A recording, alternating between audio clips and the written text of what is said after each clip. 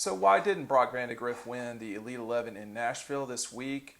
I've got more about that. Dean Legge from Dog Post, Making You a Smarter Georgia Fan. Let me bring in Matt DeBerry. Matt,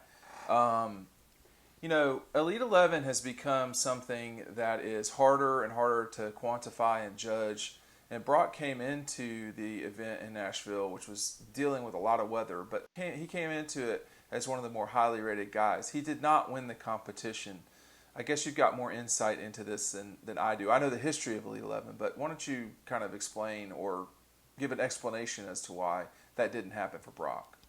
Yeah, well, apparently, Elite 11, the finals came down to 75% what they did in their junior film and 25% what they did in the competition. At least that's what Trent Dilfer said afterwards when he named Caleb Williams, who's very, very good, five-star guy, and probably the best quarterback in the 2021 class. But he won the award, and so it was weird to see or hear Trent Dilfer say that. But Brock, I think, finished fourth or fifth, and that's where he should be. He's a top 100, definitely, probably top 50 kid in the country. We've both seen him a little bit, and he really killed it with the accuracy competition. I think they go through a number of different types of throws, intermediate, deep. They've got him running around, making throws on the run, and he completed it, and I think just over 2 minutes. But his accuracy is always what has made him stand out to go along with his athleticism. He doesn't have the biggest arm, but he's very accurate, and he showed that in the Elite 11. Yeah, one of the biggest things you can be as a quarterback is accurate. I mean, that's something that you want to be, obviously, goes without saying. Yeah. Sometimes arm strength can be over-discussed by people in our industry, but he's a very good player. You think he just got beat out for Elite 11, or do you think that this is one of those things where, if it's 25% of what you did while you were there, why isn't what you did while you were there?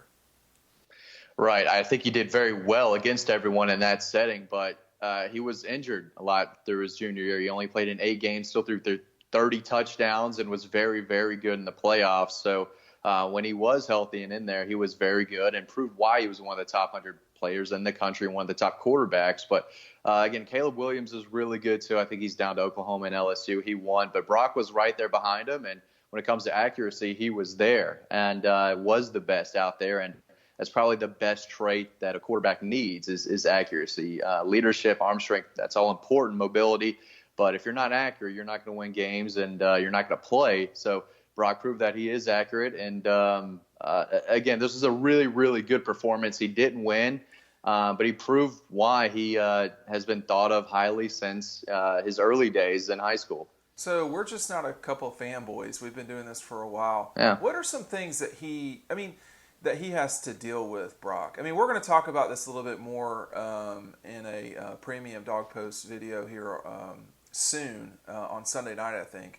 But what are some things that Brock's got to deal with? I mean, the schedule that they deal with is not, unbelievable. It's pretty good, frankly. I would put it up against a lot of small school privates that around the country. But what is some of the stuff that he's going to have to get better at? I mean, his size is pretty good, his mobility is pretty good, his accuracy is good.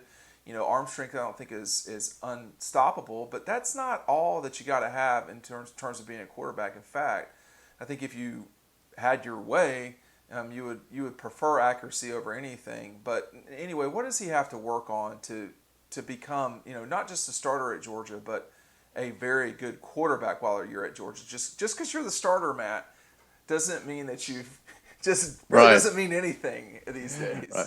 Especially at Georgia. Yeah, no kidding. But it's consistency. Doing it every throw, every play.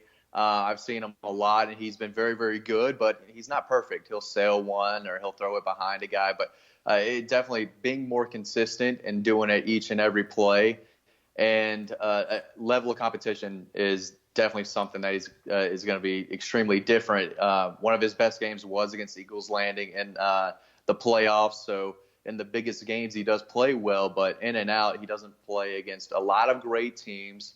And again, can he run and make a lot of plays with his feet at the collegiate level in the SEC? He's proved he can do it in high school, but Is he mobile enough to make those big plays with your feet? Or is it just, escape when you can and make plays? He's obviously a pass-first guy, but coming in, I mean, he's got good size, like you said. His arm strength isn't elite like a Stafford or Eason or anything like that. But, again, he's accurate. He's a coach's son. We talked about it a lot now. And there's a reason why we talked about him. He is a 5-star guy and a guy who I think has a really bright future. All right, we're going to push you to this playlist right here. You can see it up above. Dean Legge, Matt DeBerry talking about Brock Vandagriff. We've got the recruiting playlist right here, which includes Brock. Check that out. We'll see you over on the playlist. Thanks for watching.